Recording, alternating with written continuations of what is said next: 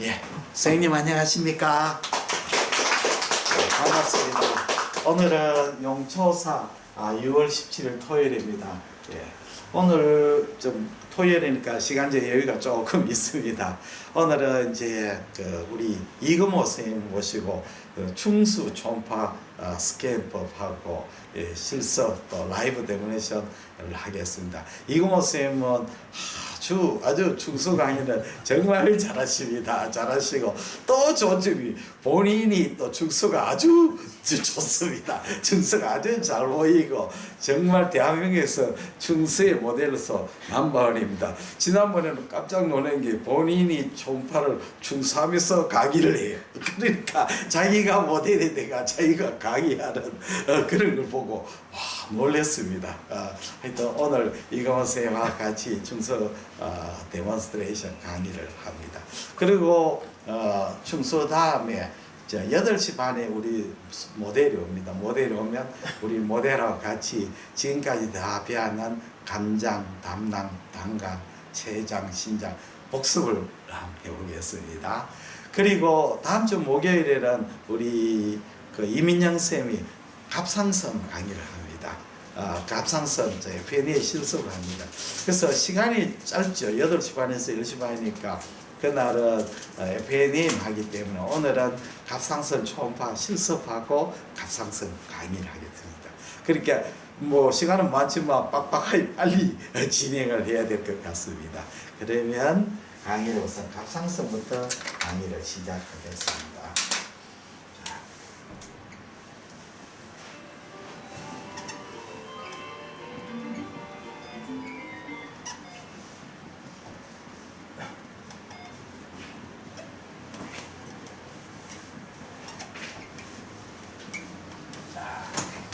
첫 번째 이제 갑상선입니다.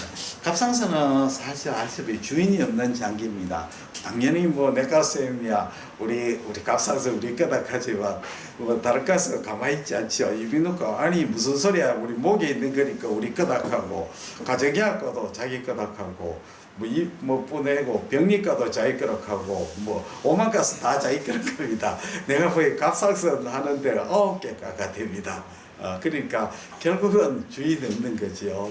그리고 갑상선 질환은 너무 흔합니다. 너무 흔하죠. 그리고 이 갑상선 조만한 장이지만 환자가 굉장히 많으니까 지금 임상에서 굉장히 많이 만날 수가 있습니다.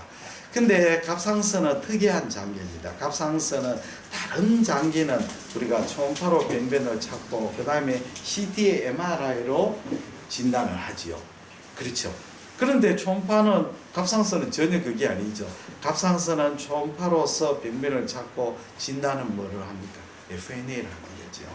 갑상선 환자에도 CT를 찍어 대학병원에 보내면 굉장히 욕을 많이 얻어먹습니다. 왜냐하면 아이단을 써가지고 CT를 찍어버리면 RI 그걸 못하죠. 스캔을 못하죠. 그 다음에 갑상선 환자에다가 CT나 MRI 해가지고 더 얻을 정보가 아무것도 없습니다. 단 하나 얻는 게 그냥 갑상선 암이 어디까지 뭐 퍼졌느냐 이 정도지. 림프노드 메타 갔는지 그 결절이 암인지 아닌지는 전혀 도움이 안 됩니다. 그러니까 결국은 갑상선 질환에서는 초음파하고 FNA 이 세트가 안 되면 진단이 안 되는 거죠. 그렇게 다른 진단하고 차이점이 바로 그겁니다. 갑상선 진단은 세 가지죠. 첫째는 뭡니까? 임상소견, 그 다음에 플러스, 그 다음에 임상소견 혈액검사, 그 다음에는 초음파, 세 번째는 FNA죠. 이 세 가지가 합쳐져야 비로소 진단이 되는 거죠. 그래서 갑상선에서는 FNA가 다른 장기로 말하자면 CT나 MRI하고 같은 거죠. 같은 겁니다. 그래서 우리가 초음파는 할 줄 아는데 FNA를 못 한다는 것은 반 쪼가리밖에 안 됩니다. 그래서 우리 결국은 갑상선 결절 환자가 보면 FNL을 해야만이 진단이 되는 겁니다. 예. 그러면 갑상선에 우리가 초음파 스캔법 있죠. 갑상선은 아주 작은 장기이기 때문에 스캔하는 것은 간단합니다. 간단해가지고 갑상선을 이렇게 있다면 예. 갑상이라 하는 게 무슨 갑이겠습니까? 방패갑입니다. 방패란 뜻입니다. 일본 사람이 의학용어를 만들었거든요. 의학용어의 90% 이상은 중국 사람이 만드는 게 아니고 일본 사람이 의학용어를 만들었습니다. 일본 사람이 사이로이드를 번역할 때 이게 모양이 방패와 같다 해서 방패갑자입니다. 갑상 볼 때는 스캔법은 처음에는 위에서부터 중심부부터 이스무스부터 내려옵니다. 첫째 이스무스를 횡단 스캔하죠. 이게 이제 첫 번째입니다. 그 다음에는 우측 갑상선을 횡단 스캔합니다. 우측 갑 횡단 스캔, 우측 횡단 스캔. 그 다음에는 우측 종단 스캔, 종단 스캔. 이 횡단 스캔, 종단 스캔 해야만이 병변을 놓치지 않게 되는 거죠. 종단 스캔. 세 번째는 우측의 종단 스캔. 그 다음에 좌측도 마찬가지죠. 좌측도 횡단 스캔하고, 횡단 스캔하고, 그 다음에는 종단 스캔을 해야 됩니다. 이렇게 해야만 이제 갑상선을 완전하게 볼 수가 있습니다. 종단 스캔. 그러면 갑상선을 우리가 볼 때 종단 스캔, 횡단 스캔 할 때는 우리가 모양이 종단 스캔 할 때 갑상선이 이렇게 갑상선이 이렇게 나오도록 해야죠. 그래서 여기 이스무스가 되죠. 이스무스가 되고 여기 이렇게 하면 횡단 스캔 하면 아나토미는 아주 간단합니다. 간단한 이렇게 되죠.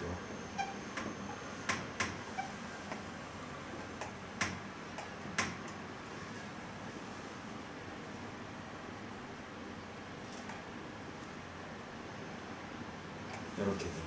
자, 여기는 머슬이 있죠. 여기 코먼 카로티드 아터리 인터널 주글라베 그렇죠. 그 다음에 여기 안테리어 스트랩 머슬 그 다음에 여기 SCM 머슬 그렇죠. 그 다음에 여기 이소파구스가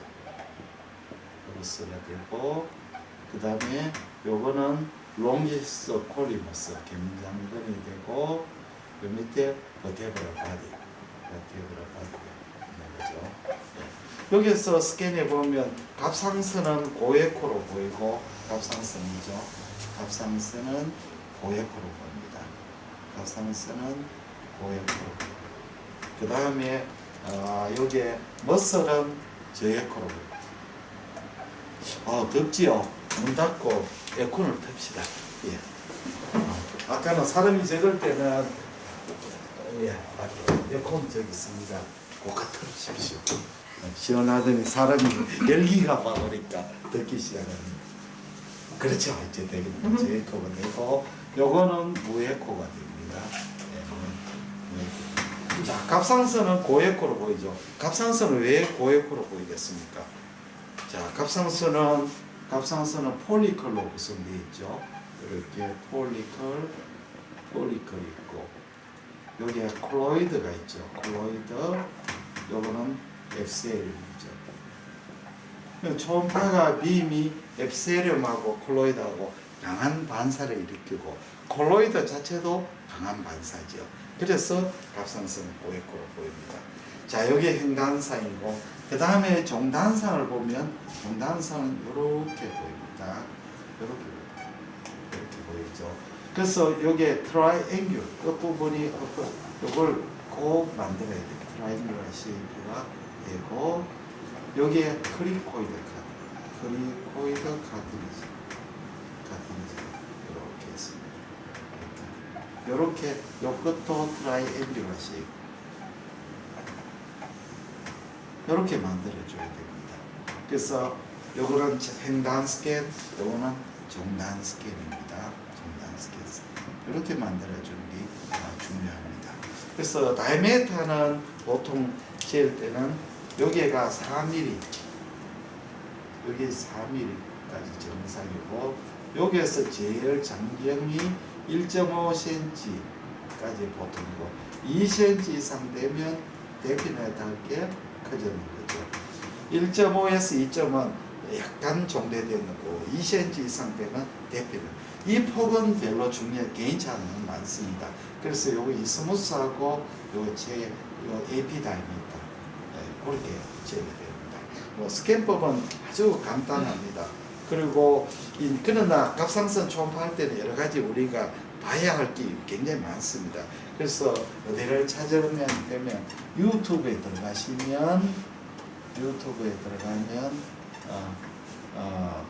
여기 김일봉 들어가가지고 갑상선 초음파 피포를 찾아보십시오.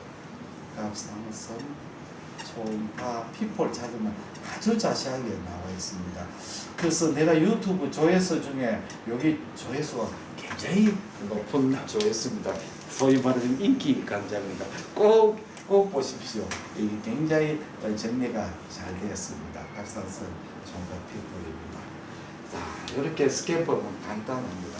다음으로 이제 우리가 갑상선의 질환을 알기 위해서는 갑상선의 해부를 좀 병리를 알아야 돼요.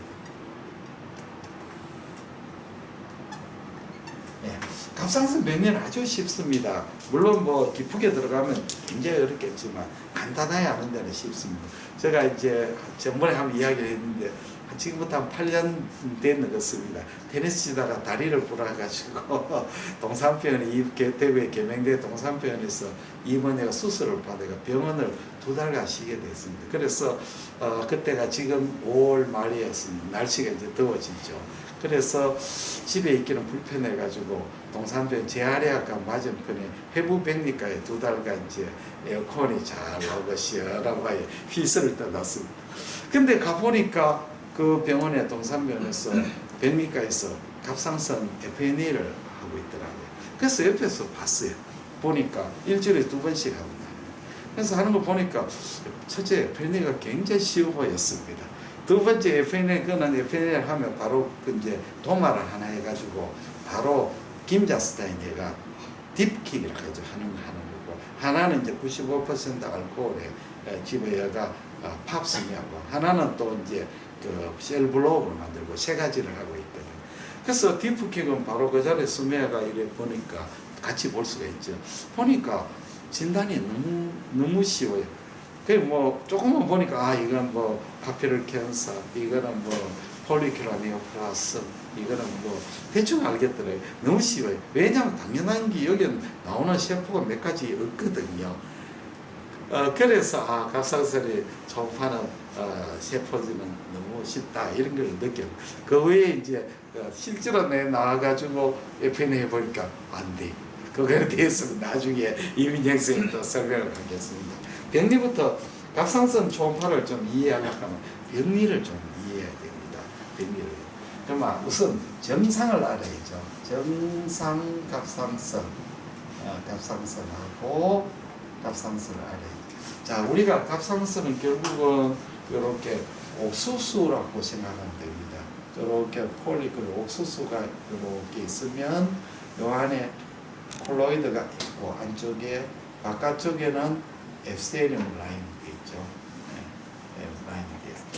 그래서 이걸 바늘로 찔러 가지고 스메어를 하게 되면 어떻게 나오느냐 하면 두 종류로 나옵니다.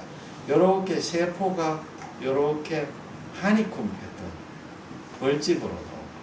하니콤 패턴 또는 이렇게 폴리큐라 패턴으로 나옵니다. 폴리큐라. 왜 이래 되느냐 하면 처음에는 왜 이래 되는지 몰랐는데 백리스엠한테 설명드렸기 때문에 알겠습니다. 자, 세포가 이렇게 잘리면 왜 나오겠습니까? 이렇게 나오겠죠. 그렇죠. 이렇게 잘리면 왜 나오겠습니까? 이렇게 나오겠죠. 그렇죠. 동그란데 이렇게 자르고 이렇게 자르고 그렇죠. 그렇게 하니컴 패턴, 폴리큘러 패턴은 나옵니다. 그래서 세포와 사포는 이렇게 간격이 고르죠. 자, 그러면 현미경으로 세포를 보면 어떻게 보이느냐? 폴리큘러 세포는 정상 세포는 조금 라운드 하거나 조금 오버합니다. 오버하고 사이토플라즘이 굉장히 연합니다. 세포질은 아주 연합니다. 그렇게 세포질이 연하기 때문에 세포의 경계는 세포마의 경계는 뚜렷하지 않습니다. 세포질이 덴스하면 이 경계가 봅니다. 그래서 세포질 경계는 불명료합니다. 경계 불명료. 연하죠. 그 다음에 핵은 경계가 뚜렷합니다. 핵막은 뚜렷해요. 핵막은 뚜렷합니다. 그 다음에 이제 중요합니다. 자, 뉴크레올라이가 여기에 딱 있고, 뉴크레올라이가 있고, 그 다음에 크로마친이 중요합니다. 요런 크로마친이 있는데, 요 크로마친이 그럼 파인 그라듈라, 파인 과립성인데 좀 굵은 가립이 아니고 파인 그라듈라 패턴입니다. 요 꼭이 하나요. 파인 그라듈라. 여기 이제 정상 세포입니다. 정상. 그러면 정상을 알았으면 이제 비정상을 알아야 정상을 알게 되죠.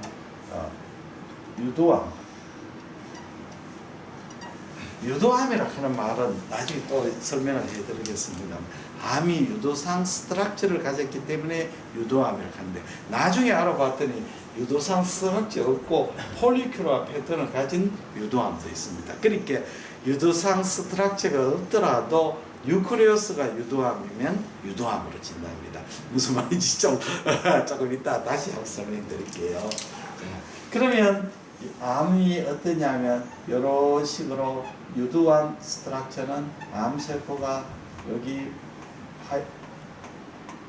파필러리 스트럭처죠. 파필러 세포가 막 밀집이 되어 있는 거죠. 여기 파이브로 바스큘라 번들이죠. 바스큘라 번들이 되어 있고 안에 파이브로스 티슈하고 혈관이 같이 있다고 해서 파이브로 바스큘라 번들입니다. 이렇게 혈관도 있고 세포가 무지하게 중첩이 되어 있습니다. 세포가 중첩이 되죠. 이렇게 암호는 세포가 중첩이 되죠. 자, 그렇게 되면 여기 찔러면 세포가 하니콤 패턴으로 안 나오는 거죠. 어떻게 되냐면 막 세포가 겹쳐지는 거죠. 세포가 중첩상이 막 보이죠. 그렇죠? 세포가 중첩이 돼. 아니니. 요것도 이런 규칙적이 아니고 세포가 중첩이 되는 거죠. 이런 식으로 막 세포가 중첩이 되는 거죠. 무슨 뜻이 이해가 됐지요? 그렇지 않으면 세포가 막 중첩되어 있으니까 중첩되어 나오죠. 그 다음에 하나하나 세포를 보면 어떠냐? 세포가 보시면 세포가 좀 이렇게 스무스하지 않고 핵막이 좀 뾰족하거나 일레귤러합니다. 이렇게 세포가 뾰족하거나 핵막이 조금 일레귤러합니다. 이 굉장히 중요합니다. 핵막이 일레귤러, 불규칙합니다. 그 다음에 중요한 게 있습니다. 크로마친이 파인 크로마친입니다. 아주 그 크로마친이 분발하는 위치로 이렇게 있거나 이렇게 페리페리 모이건 아주 전체적으로 깔려도 아주 파인 크로마친, 뉴크레올라이가 여기 있고 여기를 뭐라 하냐 파인 크로마친 또는 파우더리 크로마친, 파우더리 본을 발라놓은 파우더리 크로마친. 어쨌든 크로마친이 아주 파인합니다. 그 다음에 중요한 것은 세포의 핵막이 변성을 일으킵니다. 그래서 세포의 핵막이 이렇게 들어가는 거죠. 여기 바깥에 사이토플라즘, 여기 세포질. 세포질이 덴스해집니다. 세포질이 덴스해지니까 이렇게 세포의 경계가 뚜렷해진 거죠. 자, 이렇게 되면 여기에 파인 크로마틴이 있습니다. 파인 크로마틴. 자, 이렇게 되면 이 세포가 이렇게 잘리면 어떻게 되겠습니까? 이렇게 잘리면 여기에서 세포 이렇게 안에 이렇게 되죠. 여기에는 핵이고 핵내 인크루전인데 슈도 인크루전.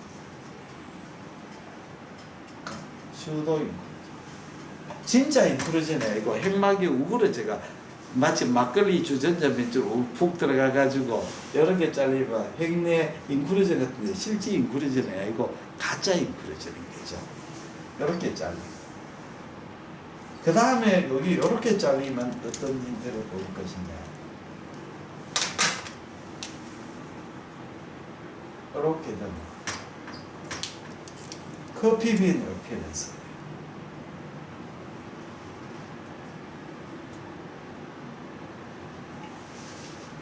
커피빈. 그렇죠. 이런 형태가 보입니다. 이게 중요한 소개입니다. 그 다음에는 이제 사이토플라즘이 덴스하고 그 다음에 콜로이드가 굉장히 덴스한 콜로이드, 찝찝한 콜로이드가 덴스 콜로이드. 이걸 버블검 어피어런스, 버블검 어피어런스. 이게 제일 중요한 소개입니다. 그러니까 가장 중요한 소개는 핵막이 레귤러하다, 크로마틴이 파인하다. 이 제일 중요한 소견입니다. 자, 여기 이제 유도암의 소견입니다. 자, 그러면 유도암은 행태적으로 어떤 것이 있느냐, 이 굉장히 중요합니다. 요거는 이제 병리고, 네, 유도암의 형태. 첫째는 인베이시브 침윤형 유도암, 침윤형. 제일 많습니다. 침윤형 유도암은 가장 많은 유도암입니다. 그래서 갑상선에서 캡슐을 가지 않고 주위를 침윤하는 이런 암이 유도암입니다. 캡슐이 없죠. 캡슐이 없고 경계가 irregular, lobulated, 분엽상. 왜냐하면 피막이 없고 주위로 파먹어 들어가니까. 그렇죠. 이해가 됐죠? 그 다음에는 뭐가 있느냐면 내부 에코가 저에코입니다. 내부가 에코가 저에코. 왜 그러냐면 갑상선은 실질이 고에코인데 콜로이드. 암이 막 생겨가 주위로 파먹어 들어가니까 세포가 밀집되고 콜로이드를 없애버리니까 에코가 떨어지잖아요. 그렇죠. 세포가 밀집되면 그렇지 않나요? 그 다음에는 뭐가 보였냐면 이렇게 마이크로 칼시피케이션을 하는 것은 우리가 사모마 바디입니다. 사모마 바디, 사립소체라고 해가 이 갑상선의 그 세포에 그 핵을 주위로 칼시피케이션이 생깁니다. 라미네이티드 칼시. 이렇게 라미네이트 칼시. 여기 1mm 이하이기 때문에 섀도를 동반하지 않습니다. 그러니까 우리가 적어도 결절이 스케아가 섀도를 동반하면 3mm 정도는 돼야 돼요. 1mm 되니까 섀도 없이 칼시피케이션이 생깁니다. 그 다음에 형태가 톨 앤드 와이드합니다. 톨로 되고 이렇게 길쭉하죠. 톨로 된 와이드. 에피다이미스에서 여기 기는 거죠. 여기 네 가지 패턴이 바로 우리가 책에 늘 강의 가면 우리가 유도암의 스타일이 바로 침윤형 인베이시브 타입의 유도암이 됩니다. 이게 95% 이상. 그 다음에 암은 이제 캡슐을 가진 유도암이 있습니다. P4형 유도암. 요거는 유도암인데 캡슐을 가져. 그러면 왜 되겠습니까? 이게 참 곤란하게 되는 거죠.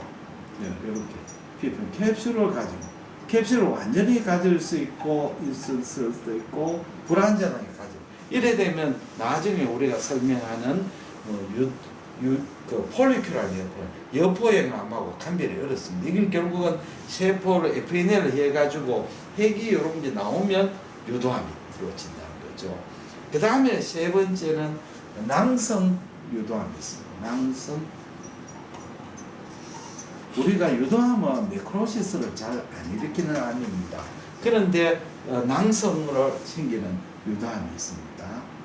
이렇게 시스틱 디제네이션 있고 여기에 솔리드 포션 있고 주위를 파먹어 들어가는 이런 식으로. 요거는 낭성 부위고 요거는 고형 부분입니다. 고형. 요거는 이제 우리가 일반적인 흔히 보이는 아데노마토스 노즐하고 감별을 잘 해야 됩니다. 자세히 보시면 이 결절이 주위를 파먹어 들어가고 요 안에 마이크로 칼시피케이션 있고 또 이 솔리드 부분이 일레귤러한 경우가 많습니다. 다음에는 디퓨저 타입이 있습니다. 미만형 유도. 이거는 이제 우리 HCC 중에 디퓨저 타입하고 똑같습니다. 이렇게 보면 마이크로 칼시피케이션이 쫙 깔렸어요. 마이크로 칼시피케이션. 그런데 자세히 보면 아주 작은 결절이 보여요. 이게 디퓨저 타입이에요. 미만형 유도암이에요. 근데 임상적으로 보면 절대 다수가 치명형 유도암이 가장 많고 그 다음에 피포형 유도암이고 요거는 적습니다. 낭성 유도암 아주 적습니다. 미만형 유도암 아주 적습니다. 그러니까 우리가 보는 유도암은 대부분 치명형 유도암, 피포형 유도암도 있습니다. 예, 여기 제일 많습니다. 이제 무슨 뜻인지 이해가 되셨죠? 예. 다음에는 우리가 여포형 암을 알아야 됩니다. 폴리큘라 네오플라스. 여포형 종류. 자, 여포형 폴리큘라 네오플라스미란 말은 폴리큘라 아데노마하고 카시노마를 합쳤는 개념입니다. 이거는 아데노마하고 카시노마하고는 합쳤는 거예요. 우리가 FNA나 조직 검사로서 이 폴리큘라 아데노마, 폴리칼시노마 구별이 안 됩니다. 똑같습니다. 그러면 뭐가 칼시노마를 하냐면 캡슐을 침범하거나 캡슐 침범 또는 베스를 침범, 혈관 침범, 그 다음에 메타세이시스 이게 있으면 칼시노마, 이게 없으면 아데노마죠. 그렇게 결국 수술해가 조직을 다 잘라봐야 아데노마인지 칼시노마인지 구별이 됩니다. 그렇게 구별이 안 되니까 폴리큘라 네오플라스임을 알습니다. 그럼 폴리큘라 네오플라스는 어떤 종양이냐? 우리가 이제 그 암이 생겨가지고 작은 마이크로 폴리클을 만듭니다. 마이크로 폴리클을 쭉 만듭니다. 그럼 마크로 폴리클하고 마이크로 폴리클은 어느 정도냐? 사실은 구별이 애매합니다만 요 세포 숫자를 처리해 가지고 세포 숫자가 한 20개 정도, 20개 밑에 이하, 세포가 20개 이하로 이렇게 이때 마이크로 폴리클입니다. 요는 종양이 어떻게 생겼냐면 우리가 마치 서유기의 손오공이 자기 머리카락을 뽑아가 콧기물을 팍 보면 새끼 손오공 생기듯이 이 안에 폴리클, 작은 마이크로 폴리클이 증식을 하게 되는 겁니다. 그렇게 되면 초음파상에서 어떤 형태를 보이냐면 자 이렇게 이제 결절이 있고 결절이 요 안에 캡슐이 뚜렷합니다. 캡슐이 뚜렷합니다. 트루 캡슐이고 그 다음에 분명하고 그럼 내부는 어떠냐? 마이크로 폴리클로 구성되고 안에 콜로이드가 덴스하지 않고 콜로이드가 루스합니다. 그 다음에 주위에 혈관이 아주 발달이 되었습니다. 혈관이 풍부합니다. 조직학적으로 다시 설명하면 이 폴리큘라 아데노마는 캡슐을 잘 가지고 뚜렷한 캡슐을 가지고 그 다음에 세포는 마이크로 폴리클로 구성되어 있고 콜로이드가 연하고 혈관이 풍부한 그런 종류입니다. 그러니까 이 종괴는 에코가 고에코 되겠습니까? 저에코가 되겠습니까? 아이소에코. 저에코가 되죠. 콜로이드가 연하니까. 그렇지 않네. 콜로이드 연하니까 내부는 저에코로 보이고, 물론 뭐 아이소에코도 보일 수도 있습니다. 그 드물게는 고에코 보일 수도 대체로 그렇습니다. 내부의 변성이 별로 없습니다. 내부의 변성이 거의 없습니다. 왜 그러냐면 혈관이 잘 발달됐기 때문에 네크로시스를 잘 안 일으키죠.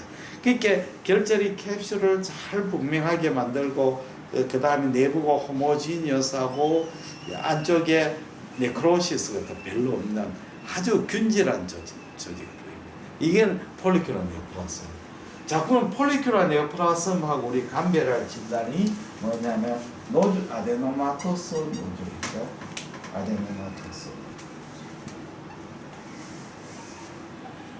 아데노마 선종량 결절. 선종처럼 보이는데 아니다는 거죠. 병리학적으로는 노줄라 하이퍼플라시아. 자, 이거는 뭐냐 하면 우리가 사이로이드는 굉장히 역동적인 장기입니다. 사이로이드에서 우리가 호르몬이 만들어내는데 우리나라나 일본은 제일 문제는 그걸 너무 많이 먹죠. 김, 미역, 다시마를 너무 많이 먹는 것입니다. 사실은 산모한테 미역국을 먹이는 것은 안 좋죠. 미역국 먹이는 안 좋습니다. 안 좋죠. 한번은 미역국 먹으면 안 좋아요. 미역을 하고 다시마를 적게 먹는 운동을 해야 됩니다. 우리가 이제 사이로이드, 미역, 다시마, 김을 많이 먹어보면 어떤 이펙트가 나냐. 우리 몸에 사이로이드 호르몬이 셰프에서 레벨로 그 액티브 폼으로 바뀔 때 우리 아이오딘이 너무 많으면 블로킹이 되거든. 우리 옛날에 루골 솔루션 먹었잖아요. 하이퍼사이를 썼을 때 루골 솔루션 먹어보면 대량의 아이오딘이 들어가면 우리 몸에 사이로이드 호르몬이 액티브 폼으로 가는 걸 블로킹 시키잖아요. 그렇지 않네. 그걸 시키는 거지. 그래서 우리가 아이오딘을 너무 많이 먹으니까 우리 몸에 사이로이드가 액티브 폼이 되는 게 블로킹 돼가지고 피추이터리 글랜드에서 TSH를 많이 분비시켜요. 그러면 우리 사이로이드 글랜드에서 이 사이로이드에서 펑션을 막 얘가 사이로이드의 폴리큘이 하이퍼플라시아를 일으켜. 그러다가 우리 TSH 정상이 돼버리면 이게 다시 컸던 것이 디제네이션이 일으켜. 이게 반복이 되면 결절이 생기는 거죠. 그래서 아데노마토스 노즐은 사이로이드에 결절이 이렇게 생기죠. 결절이 생기는데 결절에는 이것이 트루 캡슐이 아니고 슈도 캡슐입니다. 가짜 캡슐. 진짜 캡슐이 아니고 슈도 캡슐입니다. 이거는 트루 캡슐입니다. 종양이 있고.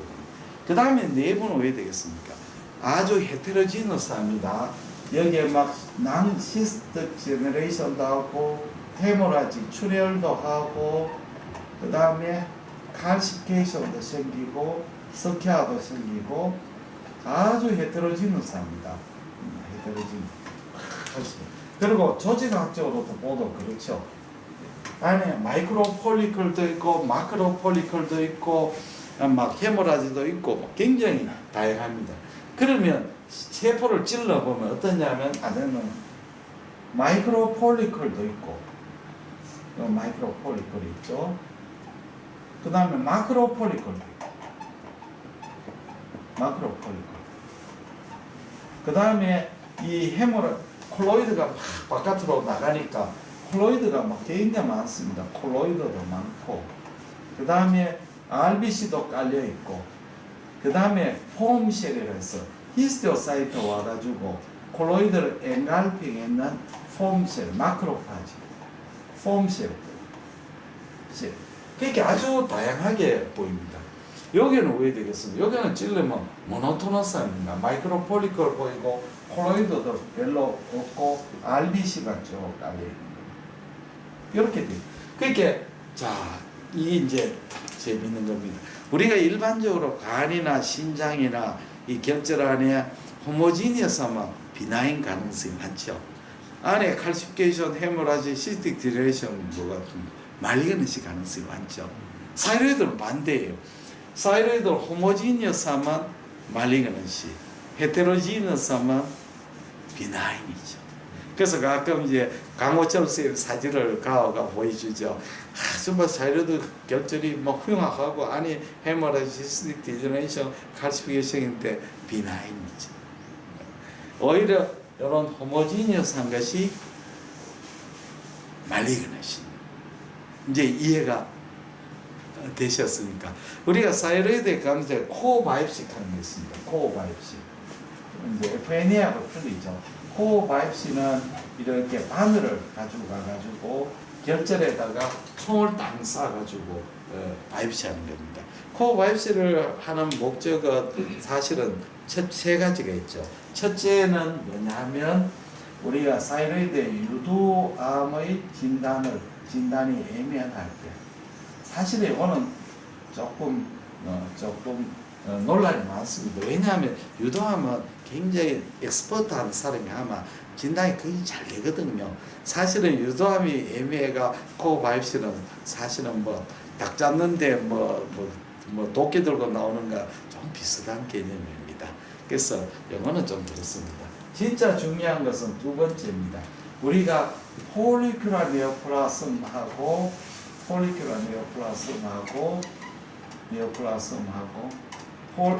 노듈라 하이퍼플라시아의 간별이에요. DDX의 키포인트가 뭐냐면 캡슐입니다. 캡슐. 여기 총을 딱 갖다 대가 여기서 빵 쏴가지고 딱 뜯어내잖아요. 그러면 햄빙이 안 보고 딱 조직만 봐도 합니다. 캡슐이 딱 보이면 요거는 폴리큘라네요. 캡슐이 잘 안 나오면 이거는 노듈라 히포플라시아일 수도 있고 아닐 수도. 중요한 것은 우리가 코어 바이프스 할 때 정확하게 찔러야지. 잘못해가 빗나가가 찔러버리게 되면 캡슐을 획득 못하면 애매모호하죠. 캡슐이 뚜렷하면 이거는 뭐 폴리큘라 네오플라즘인데 캡슐이 확실하지만 정확하게 없어가 안 나올 수도 있고 총을 잘못 쏘가 바이프스를 잘못해가 그럴 수도 있습니다. 그 다음에 코어 바이프스는 림포마나 이런 걸 진단. 림포마는 FNA로 진단이 조금 어렵거든요. 진단이 코어 바이프스라고 합니다. 그래서 코어 바이프스를 많이 하시는 분은 굉장히 많이 하고 코어 바이프스를 별로 안 좋아하시는 분은 코어 바이프스 좀 안 합니다. 이 조금 리스크가 있습니다. 자, 그 다음에 이해가 되셨죠? 폴리큘라면. 자, 마지막으로 내주럴리 칼시노마에 대해서 설명을 드릴게요. 내주럴리 칼시노마. 이건 드뭅니다. 내주럴리 칼시노마. 자, 여기에는 수양암이라고 하죠. 수양암.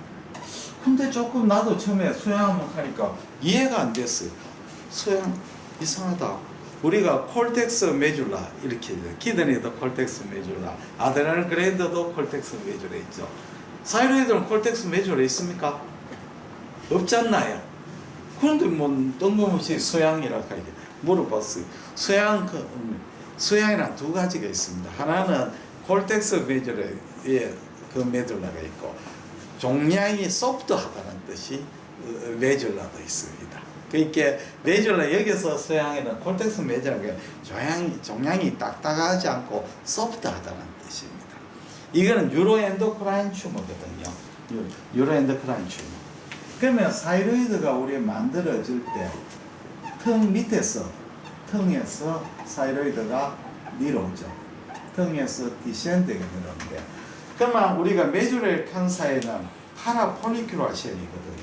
파라폴리큘라 셀은 세포가 이렇게 폴리큘라 앱세리움 이렇게 있으면 세포가 폴리에피셀리움이 있고 중간에 파라폴리큘라 셀이 긴 게 있습니다. 이게 파라폴리큘라 셀. 요거는 콜로이드하고 전혀 대면하지 않습니다. 요거는 베슬로부터 바다가 베슬로부터 호르몬나 칼시토닌을 분비하는 셀이죠. 칼시토닌 분비. 그러니까 요거는 낀 게 들어왔습니다. 원래 야는 신경세포이기 때문에 어디에서 했냐면 버테브럴 바디 주위에 있는 심파세틱 갱그리온이 있는데 갱그리온에서 세포가 요렇게 들어가는 겁니다. 그게 사이로이드 안에 낀 게 들어가는 거죠. 요거는 사이로이드, 요거는 엔도크라인 세포죠. 이해가 되셨죠? 예. 그러면 이 종양은 엔도크라인 튜머인데 엔도크라인 튜머는 다 똑같습니다. 이게 결국 렁에 생기는 스몰셀 캔서나 여기에 생기는 엔도크라인 튜머, 전부 엔도크라인 튜머는 똑같은 패턴입니다. 병리학적으로 어떠냐면 세포가 세 가지 타입입니다. 세포 형태가 세포입니다. 첫째는 스핀들 타입, 이렇게 길쭉한. 또 하나는 여기에 폴리고날 타입, 폴리고날 다각형. 또 하나는 플라스마 셀 라이크, 플라스마 셀 타입. 세 가지인데 똑같은 겁니다. 원래 세포가 똑같은데 형태가 그때 바뀌는 것 뿐입니다. 그러면 세포가 어떤 형태든 이 메조레 칼시노만 특징이 있습니다. 첫째는 세포의 핵이 코스 그라뇰라, 코스 그라뇰라 크로마치, 코스 그라뇰라 크로마치. 그렇게 핵이 굉장히 굵습니다. 그 다음에 사이토플라즘이 덴스하고 사이토플라즘 안에 베큐올이 많습니다. 여기 이제 신경 호르몬이거든요. 베큐올. 사이토플라즘이 풍부합니다. 그 다음에 주위에 마크로 칼시피케이션이 있습니다. 마크로 칼시피케이션. 이 특징입니다. 편명으로 보면 대부분 알 수가 있습니다.